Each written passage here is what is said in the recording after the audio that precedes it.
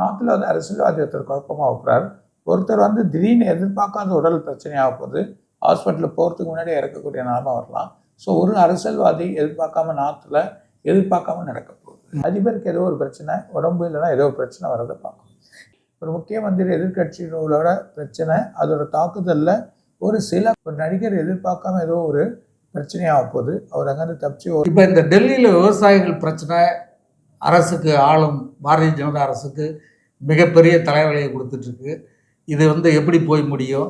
ஏன்னா இது யாருடைய தூண்டுதலாலே பாரதிய ஜனதாவுக்கு ஒரு பெரிய நெருக்கடியை கொடுக்கறதுக்காக தான் இந்த போராட்டம் பண்ணுறதா சில பேர் பேசிகிட்டு இருக்காங்க. அது மட்டும் இல்லாமல் எந்த மாநிலத்திலும் விவசாயிகள் வந்து பிரச்சனை பண்ணல, ஏன் பஞ்சாப் விவசாயிகள் மட்டும் பண்ணுறாங்க அப்படிங்கிறதையும் சொல்கிறாங்க.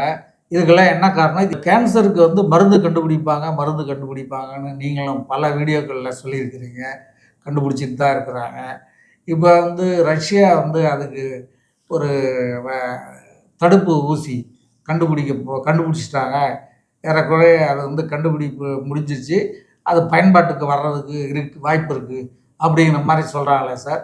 அது எந்த அளவுக்கு மக்கள் பொருளாதாரம் ரொம்ப மோசமான நிலைக்கு போகும் அப்படின்னு நீங்கள் ரொம்ப பல வீடியோக்களில் சொல்லிகிட்டு இருக்கீங்க. லண்டன் வந்து பொருளாதார மந்த நிலையில் இருக்குது, பொருளாதாரத்தில் ரொம்ப இருக்குது, அடிபட்டு போயிருக்கு அப்படிங்கிறத அவங்களே சொல்கிறாங்க. அதே போல் வந்து ஜப்பானும் வந்து பொருளாதாரத்தில் ரொம்ப பின்தங்கிய நிலைக்கு போயிடுச்சு.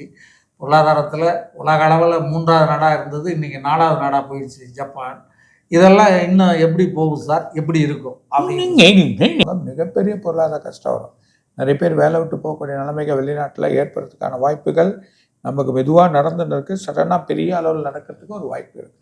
ஸோ மக்கள் ரொம்ப கவனத்தோடு இருந்து சில வேலைகள் வாய்ப்புகள்லாம் அங்கங்கே ஒட்டின்னு இருக்கிறது நமக்கு நல்லது. அந்த மாதிரி நம்ம நிறைய பேர் இப்போ ஃபாரினில் போயிட்டோம், நிறைய வேலைகள் சடனாக நிறுத்தினா ஒரு பெரிய குழப்பங்கள் ஏற்படுறதுக்கான வாய்ப்புகள். அரசியலில் வந்து ஏகப்பட்ட ஒரு சூடான நிலைமை போயிட்டுருக்கு.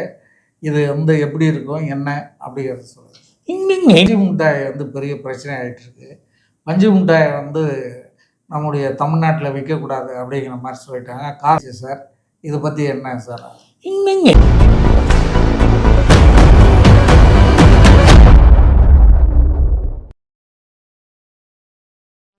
வாராகி அம்மன் அருள்வாக்கு போனில் அனைத்து கஷ்டங்கள் தீர, திருமணம், வேலை, தொழிலில் உள்ள தடைகள் விலக, வாழ்வில் வெற்றி பெற வாராகி அம்மன் அருள்வாக்கு போனில் 8190077666. அனைத்து விதமான பிரச்சனைகளுக்கும் 11 நாட்களில் தீர்வு காண அணுகுங்கள் ஸ்ரீ கருமாரி அம்மன் ஜோதிட நிலையம். தொடர்புக்கு 9941399839 9941113424.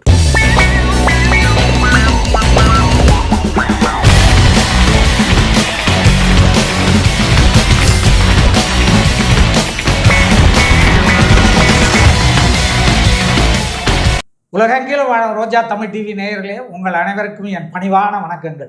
இன்றைக்கு நம்ம அகஸ்திய ஜீவநாடி ஜோதிடர் பாபு அவர்களை சந்திக்க வந்திருக்கிறோம். அவர்கள் தொடர்ந்து நம்முடைய ரோஜா தமிழ் டிவியிலே கணிப்புகளை வழங்கி கொண்டிருக்கிறார்கள். அத்தனை கணிப்புகளும் நடந்து கொண்டிருப்பதாக நீங்களே நம்முடைய கமெண்ட் பாக்ஸில் தெரிவித்து வருகிறீர்கள். இன்றைக்கு என்ன மாதிரியான கணிப்புகளை வழங்க இருக்கிறார்கள் என்பதை பற்றி அவர்களிடம் கேட்போம். வாங்க சார். வணக்கம் சார். வணக்கம் சார். வணக்கம் ரோஜா டிவி நேயர்களுக்கும் கொரோனா குரல்களுக்கும். இன்னைக்கு அகஸ்திய நான் சொல்ல பார்க்கலாம். கண்டிப்பாக சார். கடந்த பதிவில் நீங்கள் வந்து சைதை துரைசாமியனுடைய மகன் இமாச்சல பிரதேசத்தில் சிம்லா கிட்ட ஒரு விபத்தில் சிக்கி பலியாகிட்டார். அவருடைய பாடி வந்து கிடைக்கிறதுக்கு 1 வாரத்துக்கு மேலே ஆயிடுச்சு. அவர் பலியான 2வது 3வது நாட்கள்கிட்ட உங்கள்கிட்ட ஒரு வீடியோவில் கேட்டோம், சைதை துரைசாமியன் மகன் கிடைத்து விடுவாரா அப்படின்னு. 2-3 நாளில் அவருடைய உடல் கிடைக்கும் அப்படின்னு நீங்கள் சொன்னீங்க. அதே போல் கிடைத்தது. நம்முடைய வியூவர்ஸ் எல்லாரும் வந்து ரொம்ப ஆச்சரியப்பட்டு போனாங்க. இன்றைக்கு நம்முடைய வியூவர்ஸ்க்கு என்ன சொல்கிறீங்க சார்? சொல்லுங்கள் சார்.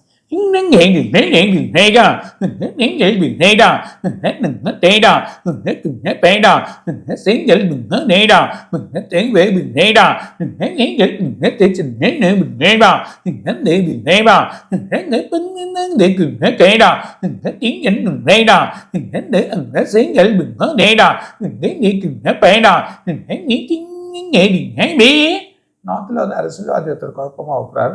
ஒருத்தர் வந்து திடீர்னு எதிர்பார்க்காத உடல் பிரச்சனையாக போகுது, ஹாஸ்பிட்டலில் போகிறதுக்கு முன்னாடி இறக்கக்கூடிய நிலைமை வரலாம். ஸோ ஒரு அரசியல்வாதி நாட்டில் எதிர்பார்க்காம நடக்க போகுது. ம்.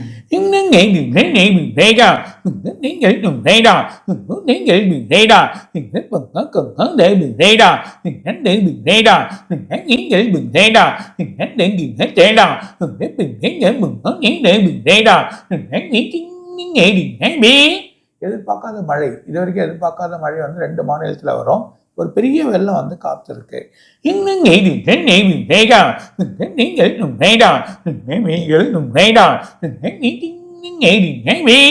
இந்தோனேஷியா, மலேசியா, அதே நேரத்தில் இந்த காம்போடியா, இந்த தாய்லாந்து, இதெல்லாம் வந்து மிகப்பெரிய மழை வரப்போகுது. அந்த ஏரியாவில் சில மழைகள் எதிர்நோக்கக்கூடிய நிலவு இருக்கு.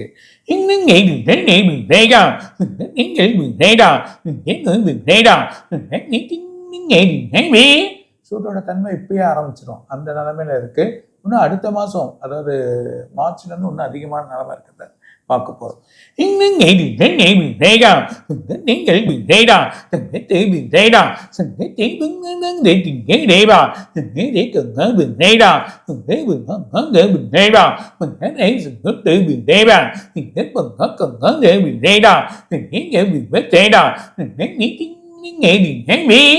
அமெரிக்காவில் வந்து இந்த வளாகத்தில் நிறைய பேர் சுற்றுவாங்க.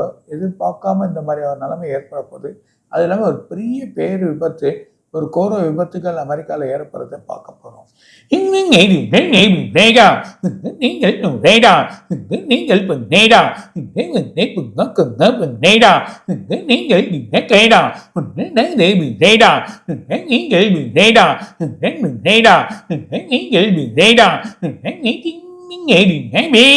ஏற்கனவே சொன்னேன், இது வரைக்கும் பார்க்காத பணியை பார்க்க போகிறாங்க. ரொம்ப பனி அமெரிக்காவில் இருக்குது. இப்போ வெள்ளை மாளிகையில் ஒரு சின்ன குழப்பம் ஏற்படுறதை நம்ம பார்க்க போகிறோம்.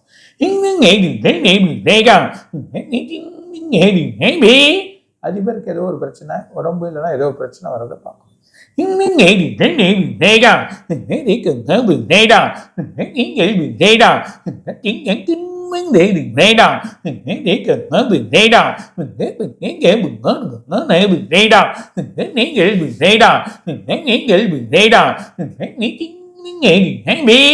அமெரிக்காவில் மிகப்பெரிய மாகாணத்தில் ஃப்ளைட் வந்து பிரச்சனையாக போகுது. அந்த பிரச்சனையாவது நம்ம பார்க்க போகிறோம்.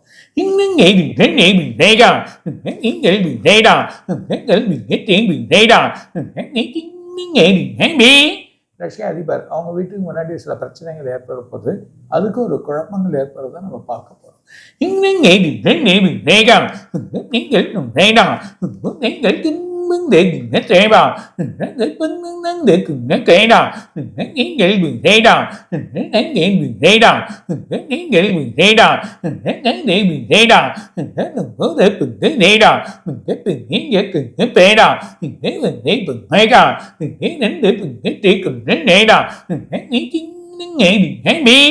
கடலோர பகுதியில் இது வரைக்கும் பார்க்காத ஒரு இதை நம்ம பார்க்க போகிறோம். ஒரு எல்லையில், தமிழ்நாட்டு எல்லையும் குழப்பம் வரலாம். அது இல்லாமல் வெளிநாட்டில் ஒரு மிகப்பெரிய கப்பல் பற்றிக்க போகுது. ஸோ அந்த பற்றிக்கூடிய நிலைமை நம்ம பார்க்க போகிறோம்.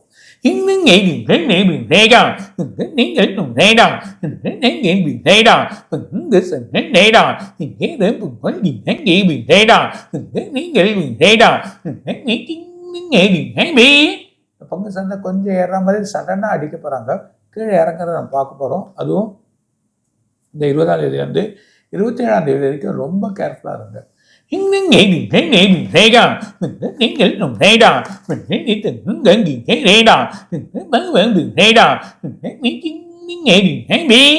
வெள்ளிரங்கம் கொஞ்சம் ஏறி இறங்குறதையும் நம்ம பார்க்க போகிறோம்.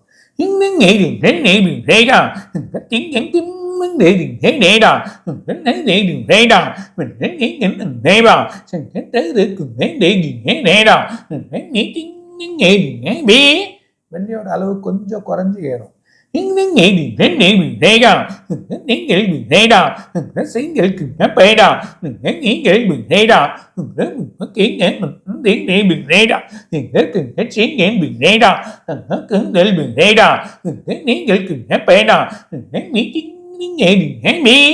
ஒரு முக்கிய மந்திரி எதிர்கட்சிகளோட பிரச்சனை, அதோட தாக்குதல்ல ஒரு சில குழப்பங்கள் ஏற்படுறத நம்ம இங்க பார்க்க போறோம்.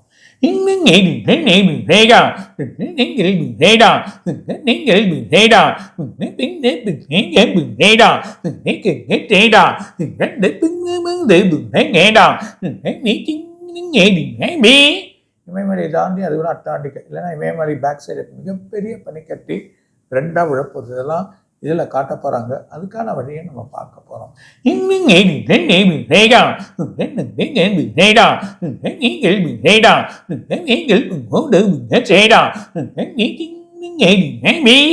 ஒரு நடிகர் எதிர்பார்க்காம ஏதோ ஒரு பிரச்சனையாக போகுது, அவர் அங்கேருந்து தப்பிச்சு ஓடுறதோ இல்லை ஏதோ ஒரு பிரச்சனைகள் அவர் ஏற்படுறதை நம்ம பார்க்க போகிறோம். இன்னும்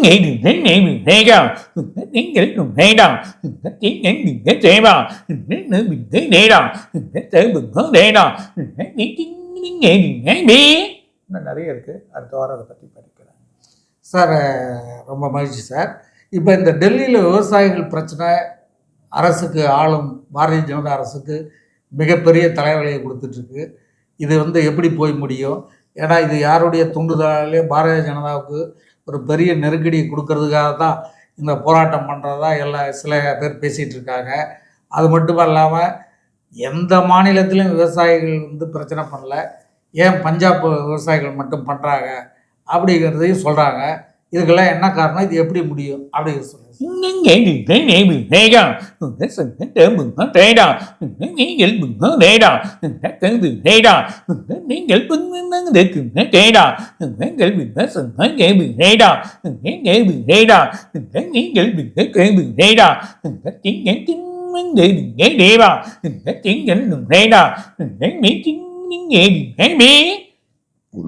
பிப்ரவரி மாதம் எண்டுக்குள்ளே ஒரு முடிவு வந்துடும், ஒன்றும் பிரச்சனை இல்லை, இல்லைன்னா மார்ச் மாதம் வந்துடும்.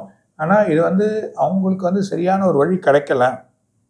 ஏன்னா கொள்முதலில் வந்து அவங்களுக்கு சரியான ஒரு வழி கொடுக்கல, வாங்குறவங்க விவசாயிகள் வந்து ரொம்ப கஷ்டப்படுறாங்கிறத ஒரு முக்கியமான தகவல் வச்சுருக்காங்க. இதுக்கு ஒரு அரசியல் மாற்றங்கள் ஏற்படும், நல்லபடியாக தெரியும்.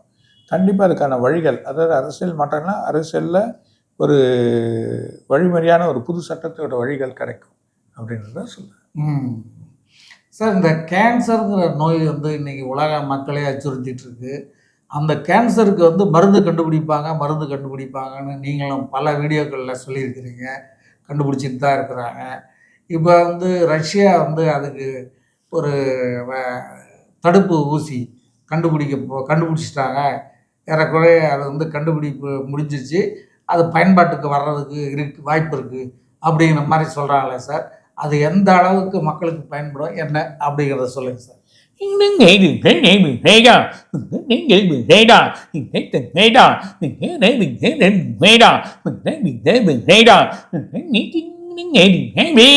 பிரச்சனை கிடையாது. இதை தவிர்த்து வேறு நோய், அதுக்கான வழிமுறைகளும் வந்துடும், அதுக்கான பலன்களும் கிடைச்சிடும். அதனால் இது எந்த பிரச்சனையும் இல்லை.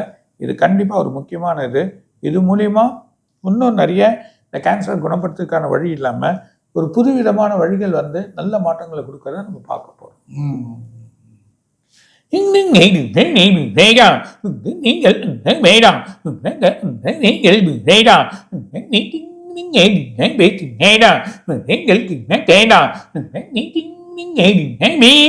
கண்டிப்பாக ஒரு பெரிய உலக அளவில் வழி கிடைக்கும்ன்றதை சொல்கிறேன்.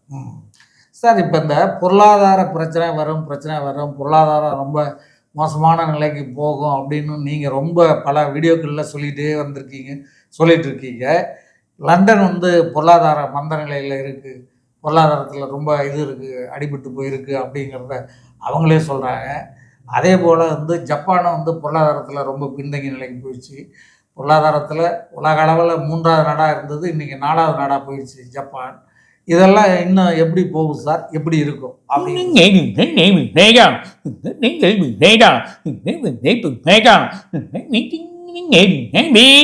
இந்த பாருங்க, இந்த பிப்ரவரியிலேருந்து மே ஜூன் வரைக்கும் இது வரைக்கும் பார்க்காத உலக நாடுகள் பொருளாதார தடையில் பார்ப்பாங்க. மிகப்பெரிய பொருளாதார கஷ்டம் வரும். நிறைய பேர் வேலை விட்டு போகக்கூடிய நிலைமைகள் வெளிநாட்டில் ஏற்படுறதுக்கான வாய்ப்புகள் நமக்கு மெதுவாக நடந்துன்னு இருக்குது. சடனாக பெரிய அளவில் நடக்கிறதுக்கு ஒரு வாய்ப்பு இருக்குது. ஸோ மக்கள் ரொம்ப கவனத்தோடு இருந்து சில வேலைகள் வாய்ப்புகள்லாம் அங்கங்கே ஒட்டின்னு இருக்கிறது நமக்கு நல்லது. அந்த மாதிரி நம்ம நிறைய பேர் இப்போ ஃபாரினில் போயிட்டோம், நிறைய வேலைகள் சடனாக நிறுத்தினா ஒரு பெரிய குழப்பங்கள் ஏற்படுறதுக்கான வாய்ப்புகள் இருக்குது.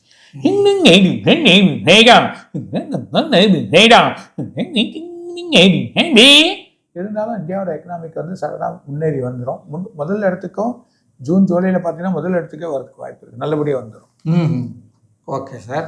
இப்போ சார், இந்த ட்ரம்ப்பு வந்து இருக்கார்ல, அமெரிக்க முன்னாள் அதிபர், அவருக்கு வந்து ஏகப்பட்ட பிரச்சனைகள், நீங்கள் ஏற்கனவே அவருக்கு பிரச்சனை வரும்னு சொல்லிகிட்டே இருந்தீங்க. இன்றைக்கு அவருக்கு வந்து ஏகப்பட்ட பிரச்சனைகள் வந்துட்டுருக்கு. இப்போ கூட கோர்ட்டில் ஒரு கேஸுக்காக ஃபைன் வேறு கட்டியிருக்காரு, பொய் சொல்லிட்டார் அப்படின்னு சொல்லிட்டு. இது எப்படி போகும், என்ன முடியும் அப்படிங்கிறது சொல்லுங்கள்.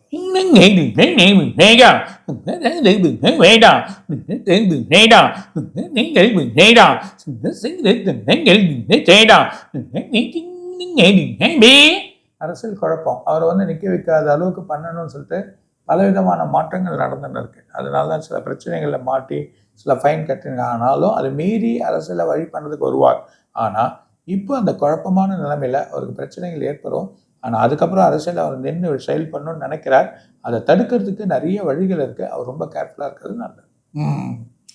சார், இப்போ இந்த அரசியல் விரைவில் தேர்தல் வருது. தேர்தல் வராதால அரசியலில் வந்து ஏகப்பட்ட ஒரு சூடான நிலைமை போயிட்டுருக்கு. இது வந்து எப்படி இருக்கும், என்ன அப்படிங்கிறது சொல்லுங்கள்.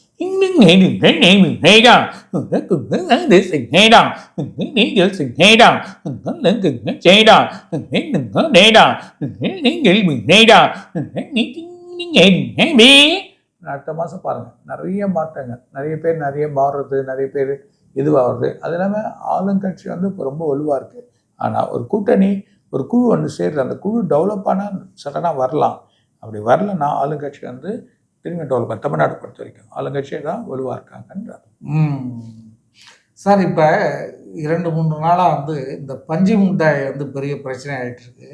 பஞ்சு மிட்டாயை வந்து நம்முடைய தமிழ்நாட்டில் விற்கக்கூடாது அப்படிங்கிற மாதிரி சொல்லிட்டாங்க. காரணம், அதில் வந்து செயற்கையான கெமிக்கல் கலக்கிறாங்க.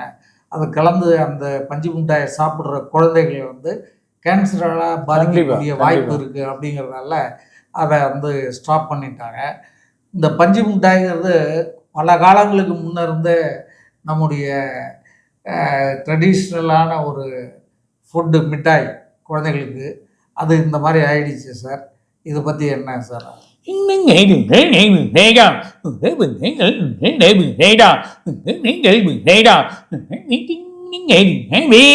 ஒரு வகையில் இது ரொம்ப நல்லது.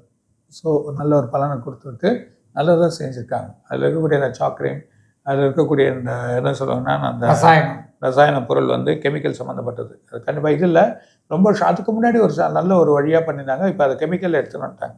அதனால பெரிய அது நிறுத்துறது ரொம்ப நல்லது. ஓகே சார், மீண்டும் அடுத்த வீடியோவில் சந்திப்போம் சார். நன்றி, வணக்கம். வணக்கம். ரோஜா டிவி நேயர்களுக்கும் கோடான கோடி ரசிகர்களுக்கும் இன்னும் நிறைய இருக்குது சொல்வார், அகஸ்ட் சொல்வார். வணக்கம். ரோஜா தமிழ் டிவி வியூவர்ஸ் எல்லாருக்கும் வணக்கம். இதுவரை நீங்கள் பார்த்த இந்த நிகழ்ச்சி உங்களுக்கு பிடிச்சிருக்கும் அப்படின்னு நினைக்கிறோம். இது மாதிரி பல சுவாரஸ்யமான நிகழ்ச்சி உங்களை வந்து சென்றடைய நீங்கள் செய்ய வேண்டியது ஒன்றே ஒன்று தான். ரோஜா தமிழ் டிவியை லைக் பண்ணுங்கள், ஷேர் பண்ணுங்கள், கமெண்ட் பண்ணுங்கள், சப்ஸ்கிரைப் பண்ண மறந்துடாதீங்க. அது மட்டும் இல்லாமல் எங்களோட செய்திகள் உங்களை வந்து உடனுக்குடன் வந்து அடைய நீங்கள் செய்ய வேண்டியது ஒன்றே ஒன்று தான், பெல் பட்டனை கிளிக் பண்ண மறந்துடாதீங்க.